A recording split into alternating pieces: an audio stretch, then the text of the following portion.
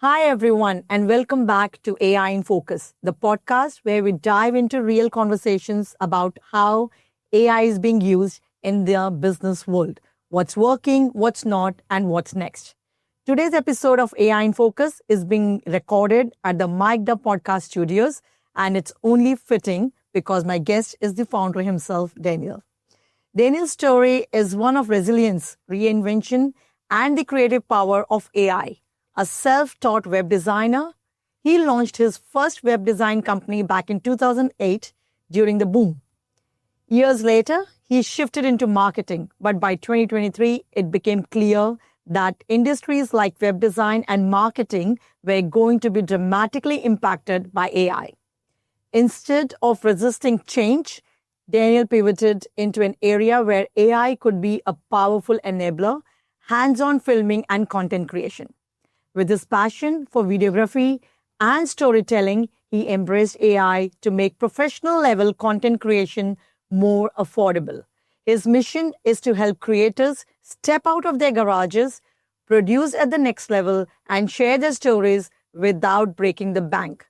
Through Micd'Up Podcast Studios, Daniel is building a fair and inclusive economy for creators with plans to open 6 more affordable studios across Western Sydney over the next year. As he says, if we work hand in hand with AI to allow people to have their voices heard, our job is done. I'm so excited to dive into his journey, his vision for democratizing content creation, and the role AI plays in empowering everyday storytellers. Welcome, Daniel, to AI in Focus. Hi, Garima. Hi. Thanks for having me. I'm glad to have you in AI in Focus. I've been shooting my podcast from day one in this studios, and I can't thank you enough. It's been so grateful to shoot here. A lot of people have asked me about the studios because they like the quality of the video, audio, and of course, the studio itself. I have spoken highly about the studios and about yourself. I'm sure a lot of references will be coming along to you as well. That's what we want. So I'm sure you are aware of the podcasts that run here since you've been doing it.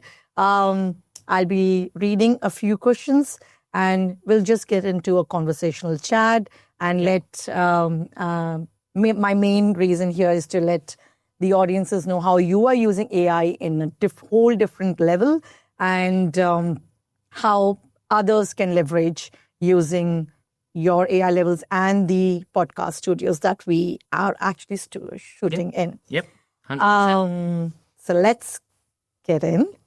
You are a self-taught and started your first web design company back in 2008, almost 20 years ago. Can you share a bit about that journey and what eventually led you to pivot into content creation?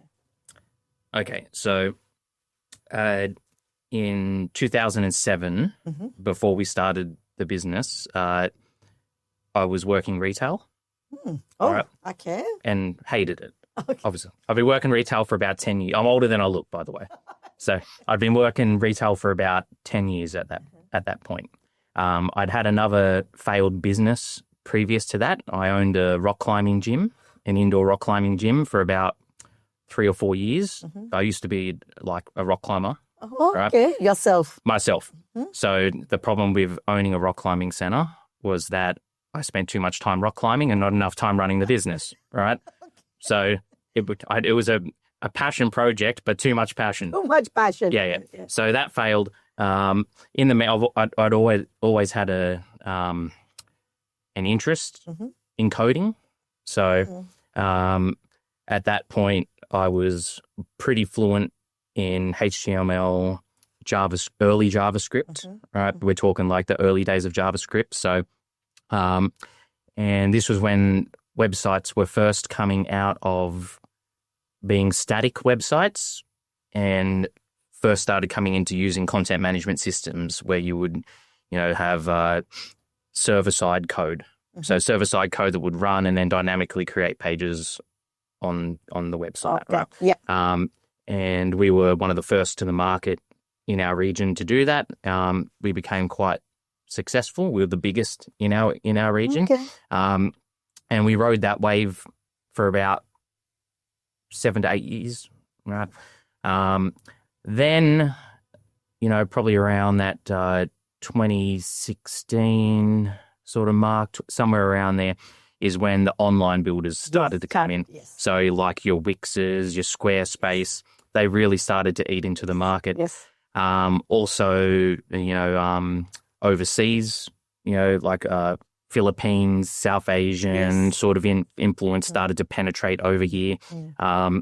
The cost of creating websites started to go down, and so did the quality at the same time. Of course, yes. But people really they're not switched onto that, and they don't really care. Yes, yeah.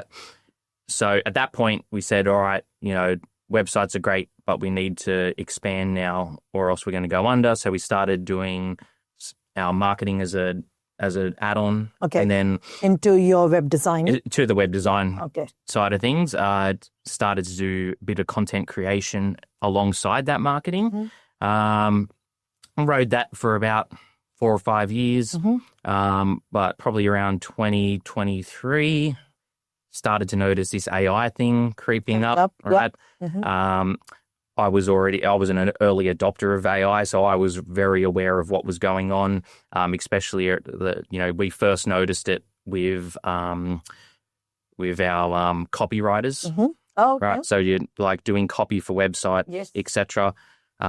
We were very early adopters of that, and people lost their jobs over it because you can just go ChatGPT, give me this copy, look over it. People say don't do it. Everyone does do it, and then they lie that they do it. So we know, and from there I noticed a trend of if you can do it remotely, then your job is in trouble. It's potentially in trouble if you don't adopt it. Yes. So the people that get on board and adopt it, they will move faster. That's exactly right. Yes. So we decided to pivot into hands-on filming, all right? Because the AI can't do that yet. Yes, of course not. Yes. Not yet. Not yet, but... Until the robots come, and then we're all just going to live in... we're just going to wake up in the morning, do whatever we want all day. Robots are going to do everything for us. Yes. Probably it has filmed us while we were sleeping. Yes. And has created a content for us, but we're not sure when.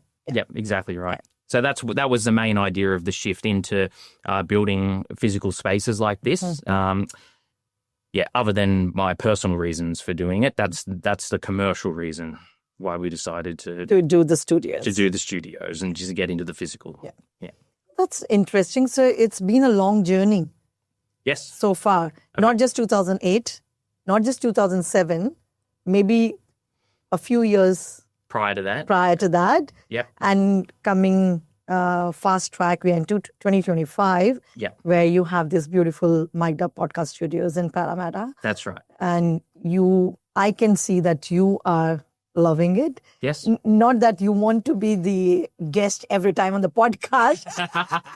As a passion for you for rock climbing. Yeah. I actually belong behind the camera because I've got a face that belongs behind the camera, right? Yes. I don't suit in front of the camera. So your passion is behind the cameras. Yeah. Do not take the guest seats every time you come here now. No. Tom loves getting in front of... My offsider, Tom, loves getting in front of the camera. He'll jump on every podcast he can get his hands on. That's good. That's good to know. So it's been a long journey for you. I would not say failures. I would not say failures. It was just trial and error kind of a thing for you to get into where you are right now. Yeah. You tried a lot of businesses, and this is where you have come up. And as I spoke to you, even when we came here first, I can see how passionate you are about the podcast studios and how you want to build more. We'll get into the questions. But good to know that you started way back, which I was not aware of. I was aware of 2008, so this goes beyond the vision of what I can think of. Yep. So in 2023, you realized industries like web design and marketing would be disrupted by AI, which is... Why did you choose hands-on filming and content creation as the path forward? Mostly, like I said previously, is AI can't do it. Yeah. All right. So that gives us at least 7 years without disruption Oh, yeah, to our industry, right? Beyond that, I don't know, but it gives us at least that 7 years worth of, industry to be able to put our foot in the market and really stamp that down, right? And it also allows us to work with the AI to enable what we want to do, right? That having the hands-on side of it and then pairing that with cutting-edge AI technology, right? It works very well together. It's one of the few industries where they have a real true synergy. Every aspect of what we do gets touched by AI at some point our process. Yeah. Okay. So I know when we first started, you did say that you do everything AI, and AI does make you feel happy. You keep exploring different options using AI to do the editing itself for the whole video. Having you behind the scene is a different story, but then you editing it using AI makes it more affordable and more approachable for people who wants to do video content creation. So I think that idea of yours, which you said that you want to make it more affordable for everyone, really, I like the idea, because there are a lot of podcast studios, but yes, they're quite expensive, and even editing is expensive, as I know a lot of people do it manually. Like I had an episode with Alka, who's into digital marketing, who highly uses AI in her marketing areas as well. So when you were doing web designing and marketing, why didn't you think that AI could help you there as well? But why this idea came up? So you have stopped completely doing web designing and marketing, and you are now completely focused on your Micd'Up Podcast Studios. Correct. So you could have used AI there. Why? So with that, that's a very different thing, right? Because there's no synergy there. So unless to pivot with the web design stuff, right? You would have to own an AI company that does the websites. The creative aspect of web design is dead in the water. Right? Unless you are high end and you're doing websites for Coca-Cola or something like that, where they can't trust an AI to do it, right? Then you could maybe utilize it. But for an average web design business, like we had 7 staff at our peak. Oh, wow. Right? But that still puts us on just a small level, right? So the risk and investment into it, right, would not, the return on it wouldn't have been very good. You've got staff to pay, maybe you could offload those staff, right? Which we did do. We started, we didn't need a copywriter. Things like this, right? We could definitely utilize AI in that market. But the margin for it would not be there. It wouldn't be a good margins in it. And the competition, you're literally competing with robots. Yes, definitely. Right. I think the competition was high. And it is still high in web design and marketing. The biggest right now. In my opinion, it is the biggest. Wix just recently released their new AI where you can just build via prompts. Right. Now, if we were still in that industry, that would have been a massive crushing blow for us. And the same with like Gemini and other things like that are going to be moving into that. Eventually, and Gemini is a very powerful. It was. I used it. It's just too risky for me. That business is just too risky. It's okay. I just bump my mic. I tell everyone not to bump the mic. I bump the mic. Yeah. See, that's because you've never used it before. I like that. Okay, let's move forward. Tell us about Micd'Up Podcast Studio. What's the vision behind it, and how are you using AI to make content creation more accessible and affordable? Okay, so when we started the concept of building a podcast studio, right, our goal actually came from an internal need, right? One of the other founders has a very interesting story, interesting life story. I won't go too much into it, but essentially he wanted to just build a little studio where we could shoot our own podcast and content around him and his story, right? Because we'd explored going to somewhere else and filming. Okay. All right. Yeah. And we found too expensive. You go to some places, there's 5 people standing around watching one camera, right? There's 5 people on wages. This is where your costs are blowing out, right? So, and there was nothing around the Parramatta area, there's nothing, right? Yeah. So we saw a hole in the market there where we could help people get into podcasting without breaking their bank. Yes. All right. Because I had, like I was an early adopter of AI. I saw how we could heavily use it, right, to enable potential clients and people that don't have a voice to have that voice in a very, very affordable way, right? In this industry, AI is a dirty word still at the minute.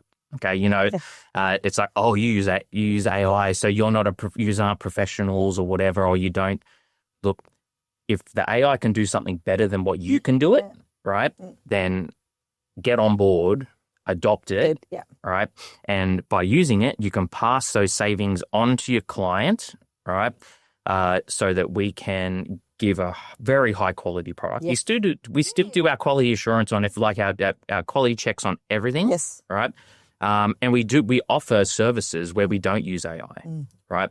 And we are very, very clear and transparent right from the get-go about what we do and do not do ourselves, right? That's very important that the client knows what is being done by AI and what is being done by you. And I would stand to say that there are other places out there that use it and they don't disclose it. Oh, yeah. Okay.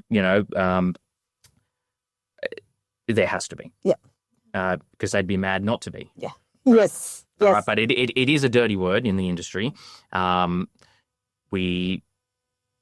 not like using it for a university assignment or something like that. No. Yes. We're enhancing other people's content that they are creating themselves, right? So it's not like this copycat AI sort of thing, we're not really using anything generative. It's all just, supplementary to what we do. So we use it in every aspect, all right, other than switching the camera on. Yes. So we point the cameras, we focus the cameras, we set the audio up, we hit record. That's our physical work that we do. We need Daniel and Tom for that always. Yeah, that's right. And that's where the business model comes around, right? So the places where we heavily use it is in our automatic camera switching. Yes. All right. We can do in 10 minutes what would take 5-6 hours to manually do. Yes. Okay. All right. That camera switching. So we have our own bespoke model that we use. Right. We have a few bespoke models because I can train stuff. Right.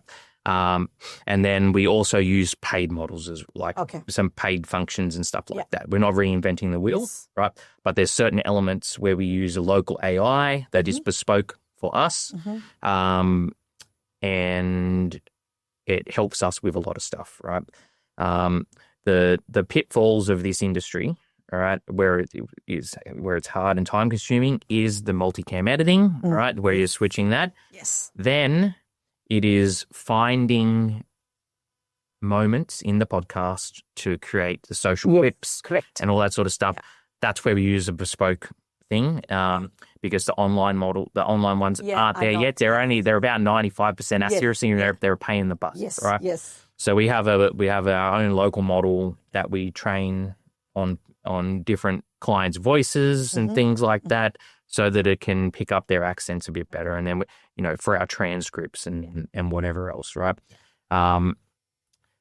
And then we use it for cutting out, everyone uses it, cutting out silences, cutting out false takes, the ums, the ahs. So all that you're using AI. Yeah, we use the AI, but the model that we use doesn't have that really rough cut. Like it's, we will leave some ums and ahs the natural ones, right? And that's where like the online ones, the online tools, they're very aggressive.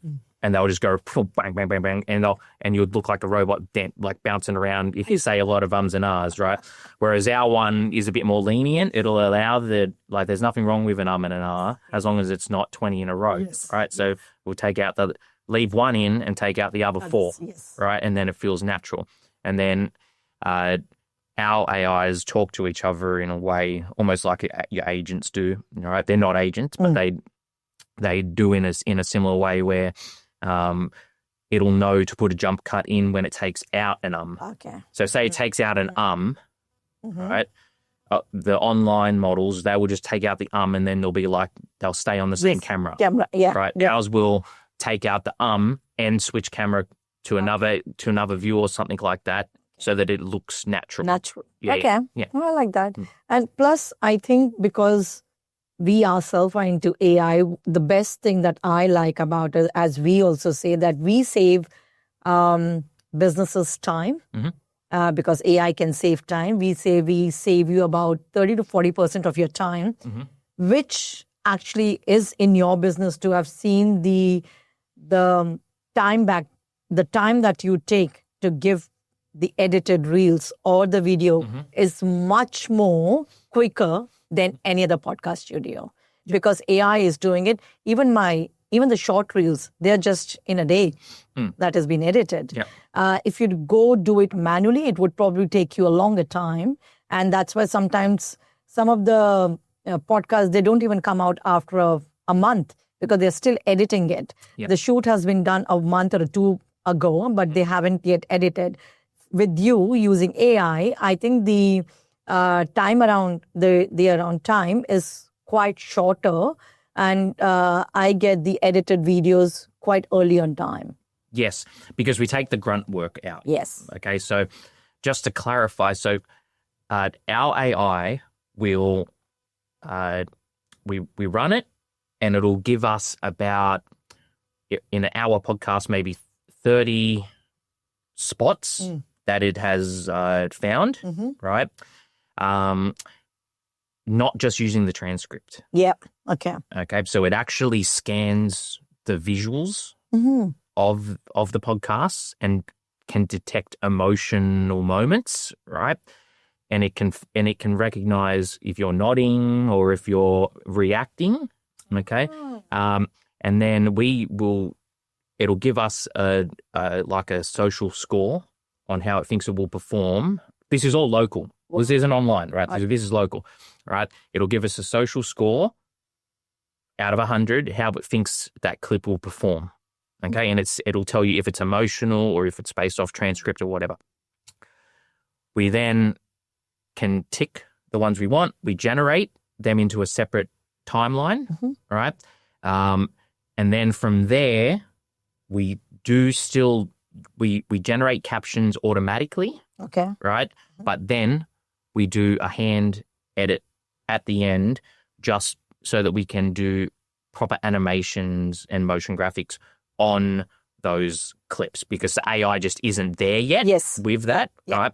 And knowing when to push in, when to make a word emphasize, what emoji we're going to add. So we take that grunt work out. Oh, okay. Okay. And then we send everything into our ingestion server, right? And then our editors from there can quickly the captions are already there on screen, ready to go. They can just click them, resize them, change the font very quickly. Okay.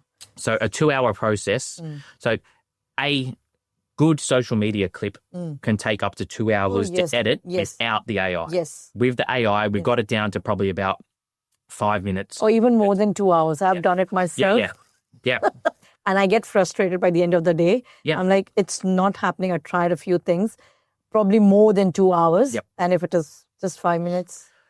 That's the stuff that takes the joy out of running a studio like this, right? If we had to do all that, so we can really focus on giving our clients the time in the studio, right? While running a skeleton crew, right? Yes. And that is where our pricing model is able to be where it is, right? Because we don't have to worry. We don't need 5 people in here just standing monitoring, right? We've got everything set up in a way where we can monitor any of the studios from any station. Okay. Right. And we've got signatures that we pick up on if something isn't working or whatever. Yes. And then we can watch if we need to and monitor, or we can edit while we're monitoring. Yes. Tom's standing right there, like he's right there, and he's working on another edit at the minute while he's monitoring this session, right? So multitasking. and that's how we keep those costs down, and that's our most important thing. Yes. I think I went off topic, but no. This is what I wanted to speak about. So you've said AI can help lower the cost of content creation, as you just said, while still amplifying creativity. Can you share how that works in practice? You just shared it, but no, I can run in a bit more in a bit more detail. All right. So, in practice, we set the cameras up. Yes. All right. Check all of our audios. We've got our SOPs that we follow. Yep. Right. Okay. Because that's where mistakes happen. Right. So, we've got backups like redundancies on redundancies. So we record in camera, then we record in an ATEM switcher out the back, which records every track individually, right? We record audio on the mics on the cameras. We record audio on our lapels. Yes. So we've got our lapels, and we've got boom mics up here as well that we're recording there, all right? So as long as we follow our SOPs. So all of this is done manually? This is all human intervention? Yes, this is all human. Yeah. Okay. Right? Yeah. Once we finish the recording, we take our cards out and we take all of our content, right? And we whack it onto LucidLink as our ingestion server. Okay. Now, that puts everything onto a really fast cloud. We've got really fast internet here, right? So that our editors can work instantly. Yeah. So the moment we put on there, LucidLink does peer-to-peer file sharing as well as cloud sharing. So the moment we put anything on, our editors can edit instantly. Okay. Yeah. What we do then is we assemble a timeline, right? Where we put all of the audios in, all of the videos in, right? We then use one of our local models to. So till now human. Still, now we're going AI. Now we are going AI. Yeah. Yeah. So all of this was done human. Up to this point. Up to this point. Let's move on to AI. So we've got everything at this point into our timeline in our editor. Yeah. Okay. Now we use one of our bespoke models to do an audio clean. Okay. Right. So the audio that comes out of these microphones has a very large dynamic range. So it picks up everything, like it picks up this here, it can hear it. Okay. Right. We don't want to take that out in the recording because it gives our vocals and that a greater depth. Yes. Right. So after the fact, we run it through one of the AIs, which just gently cleans it. Right. It's not aggressive. It's a really gentle clean. Right. Because I want breathing. I want to hear a little bit of breathing in the episode. It's an emotive thing, right? To hear someone taking a deep breath if they're thinking about something. Otherwise, you've got dead silence, right? Which is no good, right? So we run the audio through a cleaning model, right? And then we put that back into the timeline as a new track, right? Then we use our lapels, right? These are really here as a backup, but also they have an individual signature, like in our audio to flow through. Yeah, so we get our peaks. So when I'm talking, I'm higher than you, right? Okay. And then that's how the AI can detect, all right, mostly who's talking and who's going to get the camera on them. All right. Okay. But our model, like I mentioned before, also looks for facial expressions and stuff like that. So if I tell a joke I don't want to laugh at my own joke. I want to see your reaction. Okay? So if we don't have your reaction, now I'm talking, so the AI, most of the other AIs will assume the focus is on you, yes. Right? Yeah. But it's not. I want it to be on you. Okay. So it uses emotion, transcription, and a few other things to make a best judgment on who's on camera. Okay? All right? And then it will go through, and it will, in an hour episode, it can make approximately 200 switches Wow. in about 1 minute.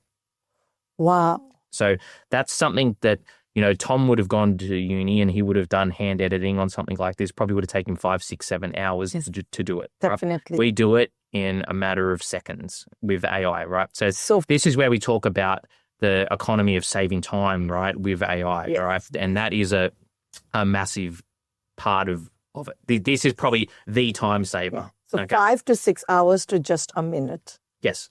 Yeah. Maybe 2 if I'm running 2 at once. Okay. That's okay. If I'm doing 2 at once. It's still a lot of time. Yeah. And then at that point, right, that component of our AI edit is essentially done, right? Then we will do our QA and we will watch the entire video at 3 times speed, right? So chipmunk talk, right? So we can't really understand what's happening when we hear it, but we can recognize pauses and where people are talking or laughing, but they're on the wrong person or whatever. Yeah, so exactly. our AI, when it cuts on the timeline, it does it in a non-destructive way so that we can swap to who is meant to be in focus. So we probably spend about half an hour doing that, right? Going through, making sure everything's there, everything's good, everything's happy. And then at this point, for one of our packages, we would cut the beginning and the end off, and then we deliver, right? So that's our medium package where we would deliver that, and then the client would then put their own intro at the beginning or the end or wherever, right?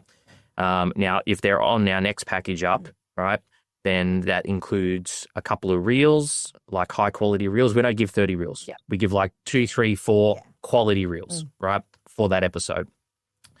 So at this point, we will run our AI over the entire long form, and it will find approximately 30 candidates to be a reel. And we can just click on them and we can watch them straight there in the and order, like straight away. We can watch them and we can pick the ones we like, right? And then we will select them, we'll click a button, and it will create a new timeline for each of those clips. Unlike the online ones, right? Once they sort of choose where you are, it's hard to get to add or remove and customize. So for us, it's just taking our existing timeline, taking out slicing off a chunk and moving it to a new timeline where we can do whatever we want as if it was a long form. So we can swap cameras, we can move this down here, move this down here. You don't get that weird sort of AI clip where it's got like half your head cut off and it's chosen a screen that was a split screen originally, and then you've got like all this weird sort of movement going on and stuff like that. It's still in our timeline, and we can then dial that in and make sure everything is nice.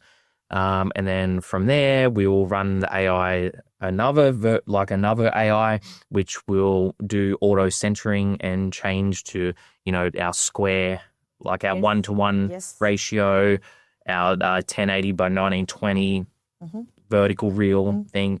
And it will do all of those in one foul sweep, right? Then from there, we just do our captioning. Oh, okay. Right. And our captions, like I said before, they're pretty average.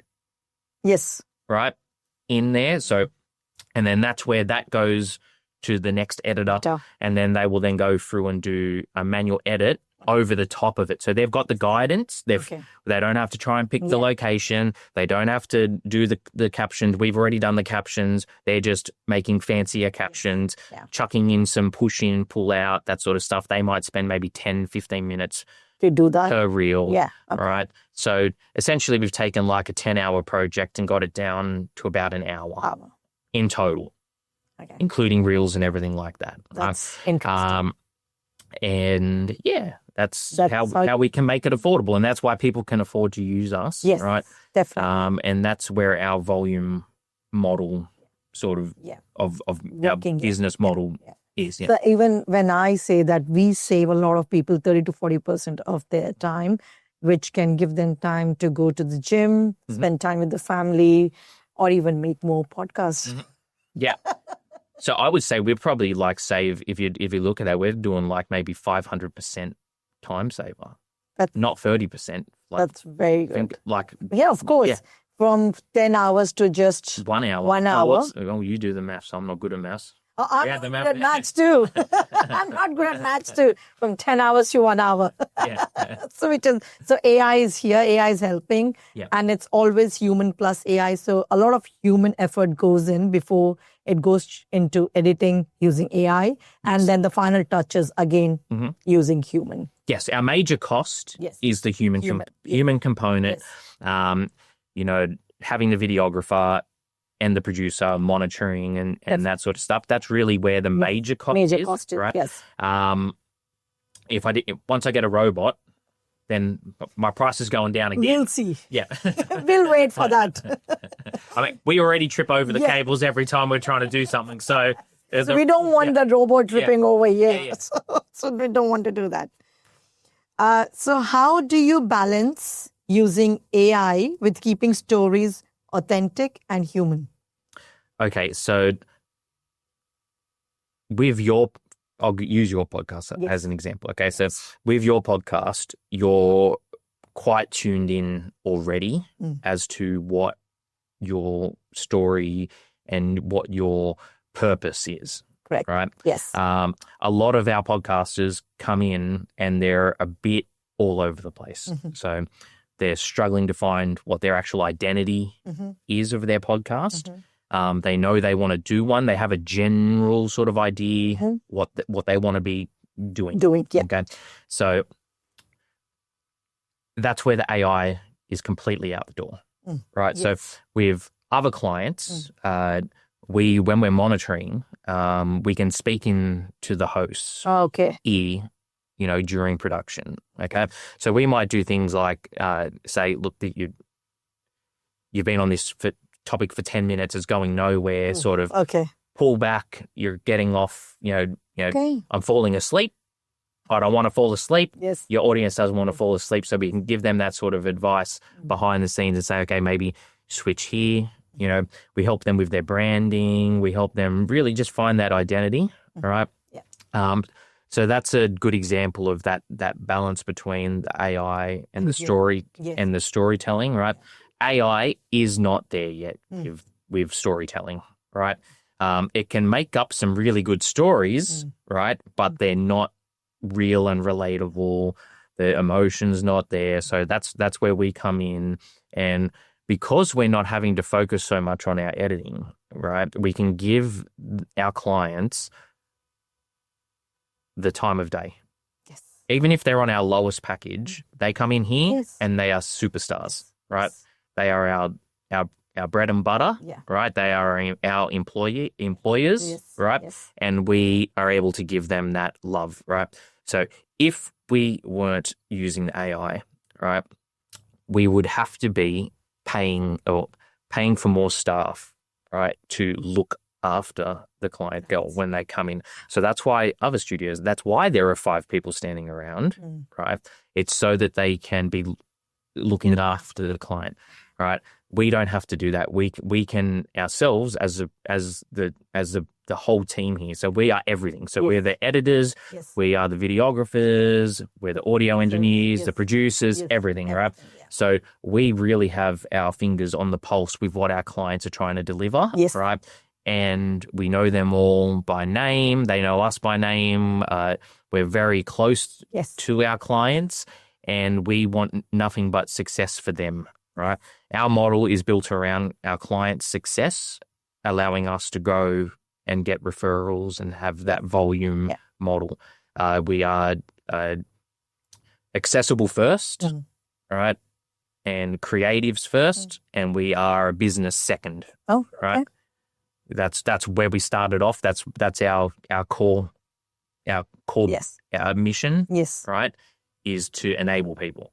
Yeah, I know. When I introduced you, I think I did say you want to go hand in hand with creating content for your clients so they can afford it and move ahead. So business is second, but it's, of course, because your passion is into content creation and videography, which makes sense that you want to do that. Yeah. And I remember my first day when I was here, because it was my first podcast ever, being in front of the video. You made me so relaxed. Gave few ideas and tips on how to be on the camera, and that it was all happening nicely the way I need to speak, and that kept me going. So it's good. You feel connected, very personalized. When you walk in, it's not too professional. You feel anxiety about that you're going into a new podcast studio, how the owner is going to be, or the manager who's handling the podcast studio. You made it so easy, and not just for me, even for all my guests who's come over to the studios. They have felt it so good after they left, saying it was a very good experience to be at the studio filming the podcast. It's very relaxing space. That's what we've designed. Yes. So the moment you come in, there's like nice, comfy area. The lights are low, and it's not a high energy studio. No. Right. So it's not like being on a film set. Yes. Yes. It really not overwhelming. And we create that barrier. A lot of the other studios, they're open air. So you can see the producers and all that sort of stuff. It's open. They're not the way we've built this, where it's almost like a music studio where they can have a party out there and we can't really hear them, right? That is designed so that we set the cameras, right, and then you just start talking, and you forget you're in a podcast studio. Yes, correct. Yeah. Yes. Yeah. And this is what you want. I do not want 5 people watching me, because that becomes overwhelming sometimes, and it feels too, like, as you said, being in a film. Someone is watching you and you are just, reading out your dialogues. Yes. I wanted to keep it very conversational, and which has been, and I would give that credit to you, because yourself and Tom for making it feel relaxed, very relaxed environment here. So this is what I like. Yeah. It needs to be, or else you over-engineer things. Yes, and this is why I think it sets perfect. The stories that anyone who shoots here would be very authentic, because they feel themselves here. Not that someone is watching you and you are, scared from inside. Yeah. So which is good. Every journey has its challenges, and you mentioned that in the beginning as well. What didn't work for you along the way, and what practical tip would you share with creators or business owners so they can avoid the same pitfalls? Okay. In relation to AI or just in general? No, I would say in terms of your business right now, the podcast studios, creators and businesses, that plus with AI as well. Yeah. Okay. So for us, it was getting SOPs in place. Okay. Right. You need to have those, or else you make a lot of mistakes, right? And these are mistakes you don't want to learn the hard way, where you lose a client's podcast or something like that, right? So our biggest hurdle is actually around storage. All right. Right? Mm-hmm. We're pushing around 20 terabytes of video a week. Wow. Right? We need places to store those. We need places to not just here, online. Yes. So at any one point, we could have potentially 50, this is for one location, upwards of around 50 terabytes of data floating around. That's a lot of data. And we can't use Google Drive, because Google Drive sucks. Okay, Google Drive is slow. They cap it intentionally, right? So we use Lucid Link, right? Which is very expensive. It's very, very expensive. It's like $80 per terabyte. Wow. Right? Okay. We're on enterprise level, so we've got a negotiated deal with them. So it's not that expensive, but it's still expensive. It's at least 3 times as expensive as Google Drive, right? Okay. So we tried to do it initially on the cheap. So using Google Drive, using hard drives, using NAS storage and stuff like that.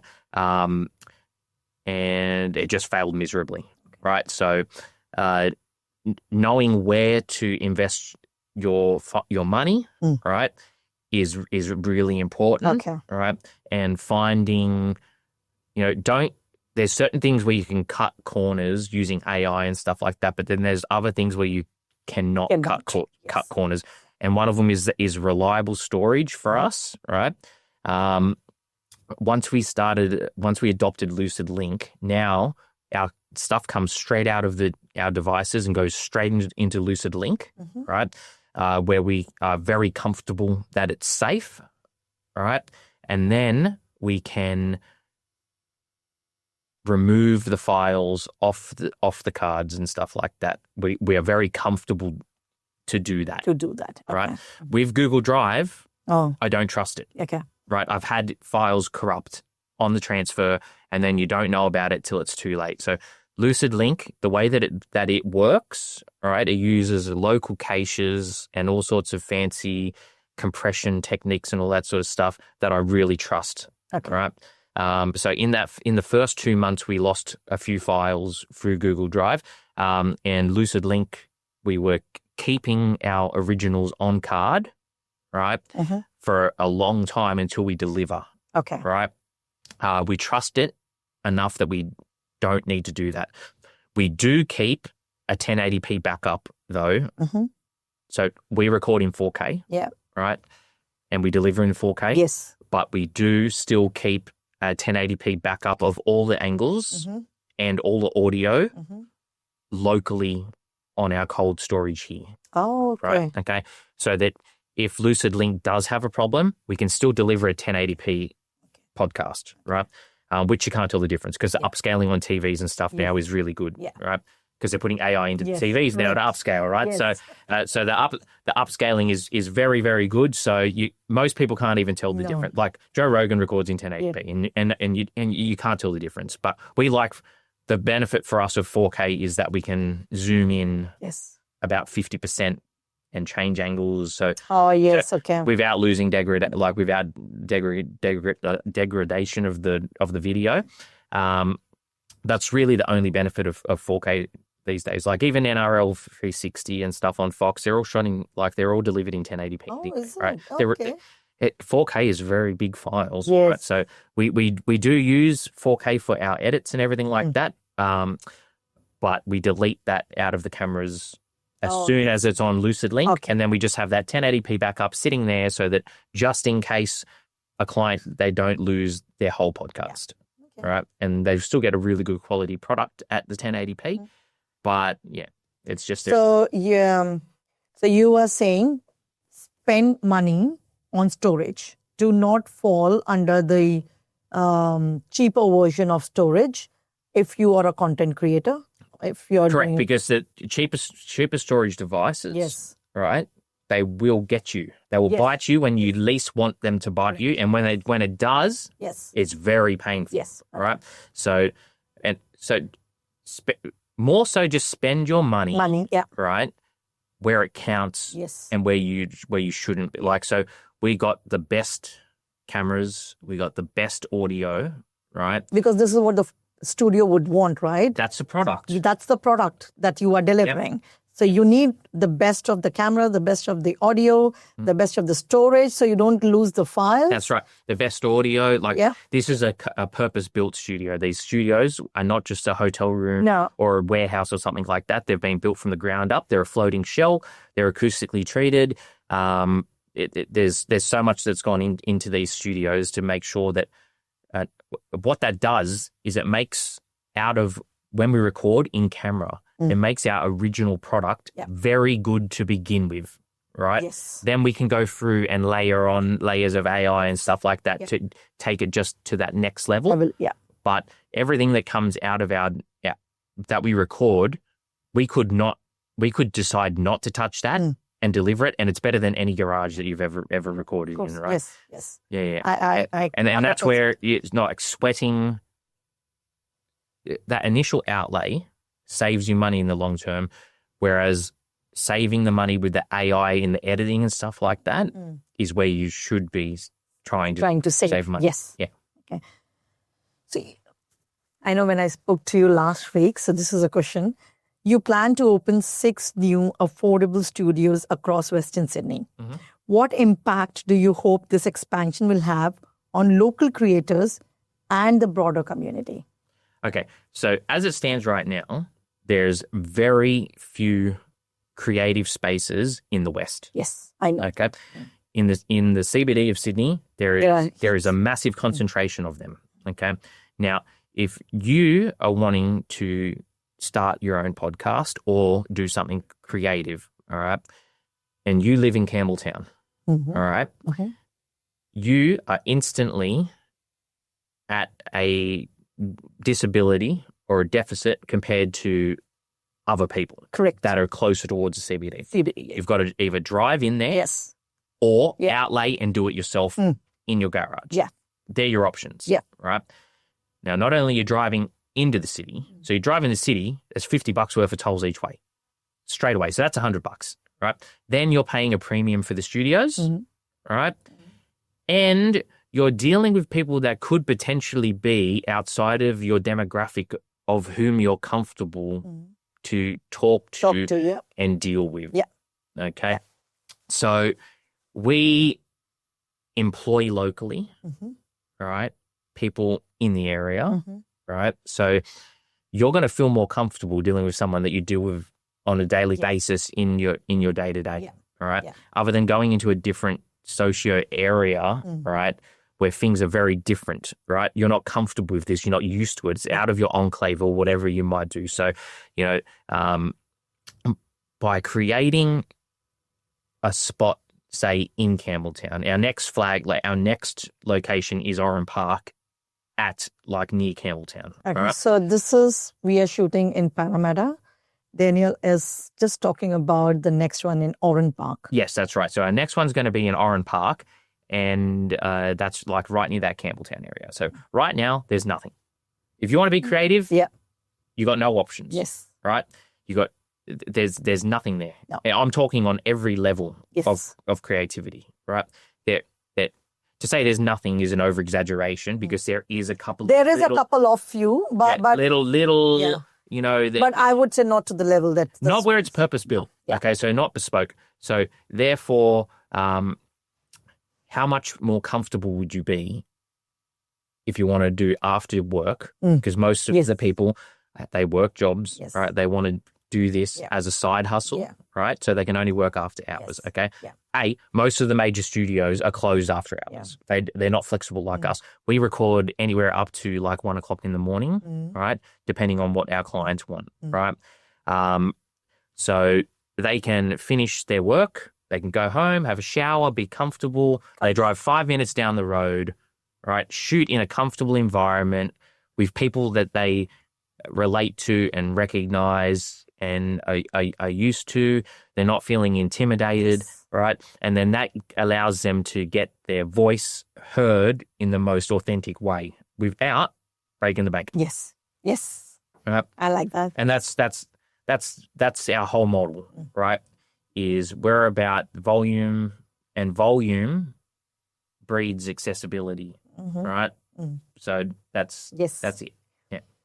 So looking ahead, how do you see AI shaping the future of content creation over the next few years? Okay, so all right. So for your TikTokers, like for your vertical stuff, and your TikTokers, there's going to be this massive increase in AI actors, right? That you can't even tell if they are or not. You know, I've got an AI avatar of myself, right, that I've done just as for fun, and you cannot tell the difference between me and that, right? Okay. So what that's going to do is it's going to allow creators to not have to spend so much time, right, delivering their dailies, if you want to call it, like their daily contents and stuff like that. So I don't think it's a bad thing, right? But it's scary, but it's not a bad thing, right? So say you've got your podcast, right? At the moment, you would come in, you'd record your podcast, and then at the end of this podcast, we're going to do some reels and stuff like that. Yeah. Okay, so creating reels is a massive time sink, right? Now, having an AI actor of yourself to be able to do it in a genuine way. So you're telling your story but through an avatar of yourself. Yes. So that's why they call them AI avatars, Yes. right? Okay, so it's like it's a daemon of yourself, okay, in coding, right? So you can utilize that, right, and get more content out, and then focus on your long forms and your other things. So I think that in the next 2 years, that AI actor thing is going to be massive. Okay. Right? For content creators. If it doesn't get, if there's not a pushback. Okay. On that. I can see potential regulation and legislation coming in not very far away. Yeah. Okay, right? for that. They're going to have to, because you can, like, now you can create videos of anyone. Realistically, right? They're going to have to they're going to have to. It is very easy for you to just create your avatar and create a video or make a photo or do anything with yourself using AI. Yes. So I think coming through regulation would be a must. Yes, because a bad actor can do the same thing, right? Correct. Using your one photo of you, and they can do whatever they want with you. Though AI is yet to create a very good avatar for me, they haven't done it. Yep. I do not like the avatar the AI created for me. I hate it. So I'm still waiting for it to create a good avatar. Let's see. So, could you? I think we are coming to an end. Before that, I would like for you to tell our audience about where they can find you and the deals that you give for the Micd'Up Podcast Studios here in Parramatta. So if you can say about yourself, where they can find you, and what's the deal, and what's next, like how can they book? Yep. Okay. So our flagship location is in Parramatta, right? That's where we are right now. We have on-site parking, so you don't have to worry about the Parramatta grind. You can literally come down the M8, jump straight on, come in here, 18 minutes to come from the city, right? And you park here. It's not a big deal, right? Don't be scared of Parramatta. It's not that scary, okay? So we have, like I said, we've got our on-site parking, right? So that's a major hurdle covered, right? We're in a soundproof environment within inside a commercial, in like a commercial building. Our cheapest rate is $199 for 2 hours, which is ridiculously good, right? Yeah. So that is just for the hands-on recording component. But so we will record, clean. So we record. We clean, right? And then we give it to you all synced up. That price does not include producing or monitoring, right? So if you want to do that, you have to bring a friend. They need to sit and monitor, right?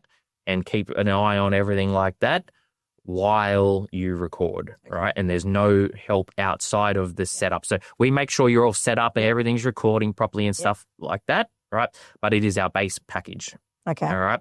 So you just get essentially raw files. Yep. Right. Our next session up is $349. That includes the producer monitoring. All right. It includes a full clean and an edit of your audio and video. And then we actually synchronize all the tracks on a timeline. We cut the beginning and the end so that everything is in sync. Yep. And then we deliver that to your editing team, right? Or to you in a way that you can then easily do a multicam edit or whatever, right? Then our most expensive package is $499. So that's the most expensive one, guys, $499. $499 is the most we ever charge anyone, right? And that is, again, for a 2-hour session, fully produced, fully edited, with an intro at the beginning, reels, the lot, right? Our most adopted package is our middle package, the $349, right? Yeah. If you'd twist our arm, right? We can run it through the AI and do a multicam edit for you and then give you that. But the people that tend to go for that 349 are the savvy ones. They want to sort of do their own edit, right? So, and we're flexible on our package. So there might be bits from the 349 that you want, but then there's bits from the 499. So they're not super fixed packages. They're just a guide, right? Yeah. And we are flexible on our pricing model. And if you want the 349, but you want a couple of reels, and we can do a little deal and whatever. We're about you having success, right? And then one of our biggest offerings is... I want to know the deal that... Yeah. So essentially, you can come in and have a podcast for free. So our $4.99 package, we give that to every client. Their first session, no matter who you are, is free, right? And you can take advantage of us if you want. You can just come in and shoot one and then never come back again if you want, right? We don't mind. Our goal is to let you have a taste, right? And see if it suits you and if you really can get that story out that you want. So if you come in, and even if you're taking the piss, we don't care. Just come in, record that first session. It's completely free. We'll treat you like royalty. You'll get the full service, right? So you can, and then from there you can decide if you want to come back or where you fall on that market, right? So the deal is it's a $4.99, which is the expensive package of Micd'Up Podcast Studios. It's completely free for you to use for your very first use of the studios. I was here for the very first podcast to shoot that for the free, and I'm here shooting the 6th episode with Daniel, and I'm not going anywhere. So I think we come to an end of our podcast. But I want to finally, Daniel, ask you, when you hear the phrase AI in focus, what does it mean to you? It means that it's essentially becoming mainstream, right? If we're going to take it literally, right? And figuratively, it's the same thing, right? Now, everyone is touching AI, whether they know it or not, or whether they like it or not, right? And having it in the front of your mind in your business, right, is very important, right? Your competition will use it eventually. Yes. Right? And, businesses like yours, AI Too Easy, right, essential points of contact to be able to utilize that AI. Thank you. And if you're not focused on it now, you're mad because you are going to come up against your competitors, and whoever adopts it early will be ahead of the trend, right? Yeah. And it will allow them to get a massive foothold in your industry. So have it in focus, or else you're in trouble. That's all I can say. That's all you can say. That's good to know. All right. And that's a wrap on today's episode of AI in Focus. A big thank you to Daniel, founder of Micd'Up Podcast Studio, for sharing his inspiring journey from web design and marketing to embracing AI and now creating spaces where storytellers can bring their ideas to life. We recorded this very episode at Micd'Up Podcast Studio, and I can't recommend it highly enough. It's a professional yet affordable space for creators, business owners, and podcasters who want to step up their content. If you are in Western Sydney and looking for a place to record, this studio is the real deal.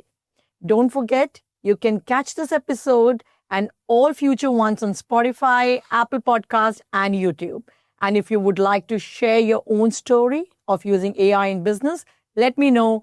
I would love to feature you on the show. Thanks for listening, and I'll see you in the next episode of AI in Focus.